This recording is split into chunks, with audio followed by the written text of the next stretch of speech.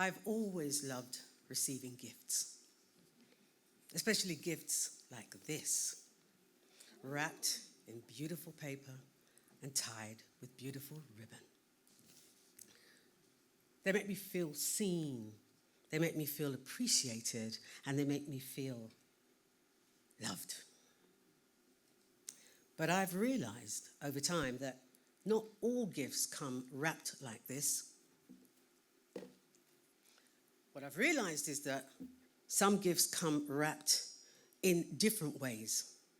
They come wrapped in unexpected ways, disguised as setbacks and disguised as difficulties.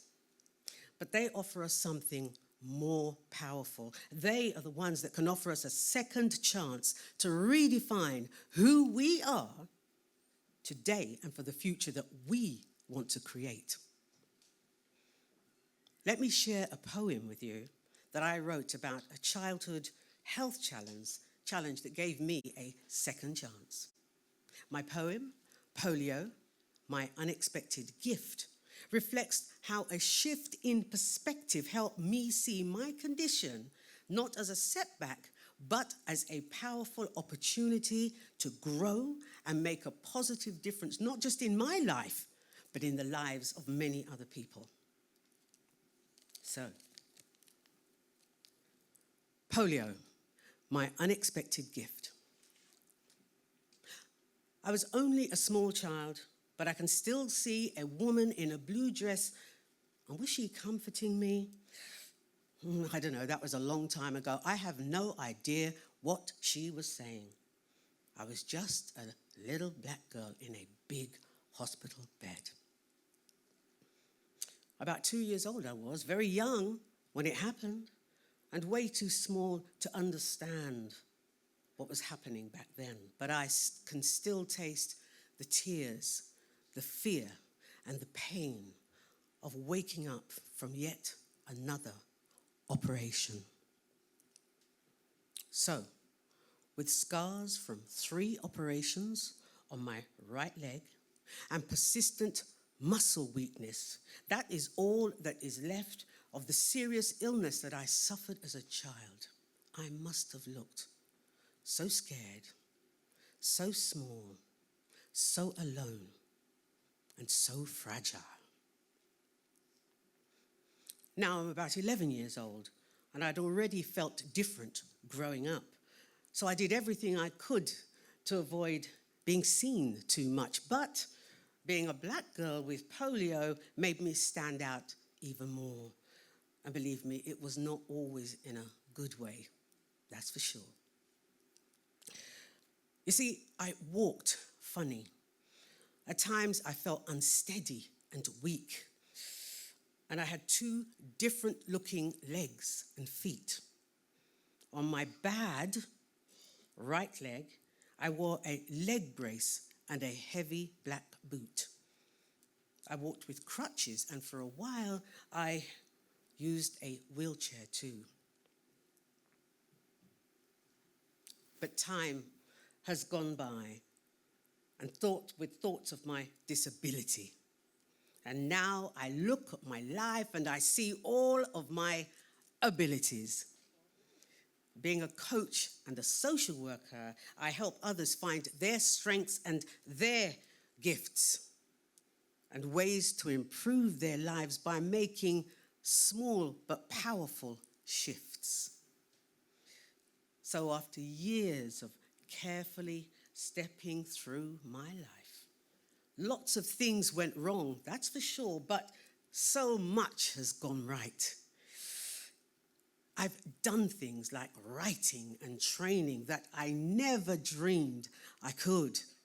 I've met people and I've visited places that I never thought I would. Yes, there were some tough times, but I'm here now and I have thrived. I faced huge hurdles and I overcame them, or at least I tried.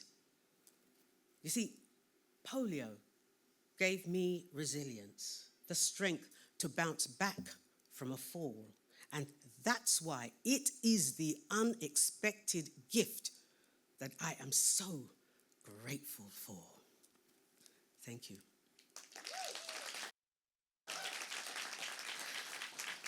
Now, some of us here today may not have ever heard of polio or may know just a little about it. So let me just tell you a few facts very quickly. The medical term for polio is poliomyelitis. Polio is a disease caused by the polio virus, and if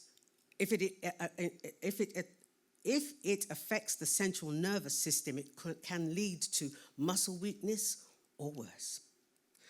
Polio is a highly infectious disease that affects both adults and children. But thankfully, polio has all but been wiped out in the world thanks to successful polio vaccination programs. Now, despite the physical challenges like post-polio syndrome experienced by some of us polio survivors in later life, many have lived and continue to live today active and satisfying lives. Public figures who have achieved this include, and I'm going to name a few, Anne Wafula-Strike, MBE. She's UK-based, but a Nigerian Paralympian wheelchair athlete, public speaker, and inclusion campaigner. There's Ian Dury. Some of us may have heard of Ian Dury, an English singer-songwriter, sadly passed now, but actor and frontman of the band Ian Dury and the Blockheads. There's Wilma Rudolph, a Black American woman who in the 1960s, set 2 world records in the Olympic Games. And then there is Anthony Armstrong-Jones, the Earl of Snowdon, photographer and documentary filmmaker who was married to Princess Margaret, sister of the late Queen Elizabeth. All of those individuals and many more had polio, and there may be people that you'd never either heard of or knew of and didn't know that they had actually been affected by polio. But as I say, they went on to live and have continued to live active lives, as I do myself. Now, as I shared earlier, I was about 2 years old when I contracted polio. And yes, I do see it as an unexpected gift. It gave me a second chance to change how I see myself and my physical condition. Now look, it's not easy to pull yourself up by your bootstraps when you're wearing a leg brace and a heavy boot. But I am no longer defined by negative labels, by limiting beliefs. I've learned to see strength where once I felt there was weakness, and it's helped me build 3 important values which I carry with me today and I call the 3 R's. Resilience. I found the strength to rise above challenges, recover from setbacks, and still live a life of joy. Respect. I have a deep respect and compassion for helping others because I know firsthand that life's struggles aren't always visible or easy to overcome. And thirdly, resourcefulness. I try to focus on possibilities instead of problems, to adapt and to find new ways to overcome setbacks. Now, what once was a limitation has become a source of strength, shaping how I live, how I think, and how I connect with others. Finally, I want to leave you with a simple challenge.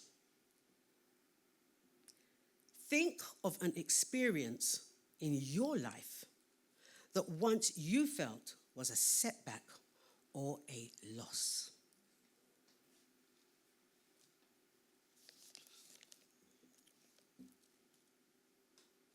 And now look at it through a different lens. Could it be a gift, a second chance for you to build resilience, to gain wisdom and to grow into the stronger version of yourself.